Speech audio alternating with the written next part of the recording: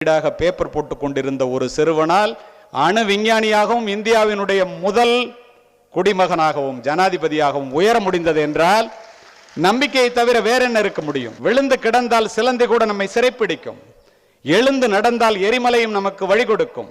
முடியாது என்று நினைத்து விட்டால் மூச்சு காற்றும் நின்றுவிடும், முடியும் என்று துணிந்து விட்டால் மூளைக்குள் மின்சாரம் பிறப்பெடுக்கும்.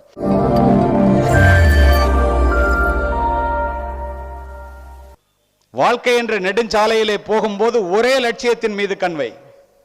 ஏன் ஒன்று என்று சொல்லுகின்றேன் தெரியுமா? இதாவலாமா அதாவலாமா, அதிலே போயிடும் வாழ்க்கை. சிங்கம் எவ்வளவு சக்தி மிக்கதாக இருந்தாலும் 2 மான்களை விரட்டுகின்ற சிங்கத்தால் ஒன்றை கூட பிடிக்க முடியாது. அதனால்தான் ஒரே லட்சியத்தை வை என்று சொல்லுகின்றேன். ஹங்கேரியன் ஆர்மியில கார்லேன் ஒரு கேப்டன் 1938ஆம் ஆண்டு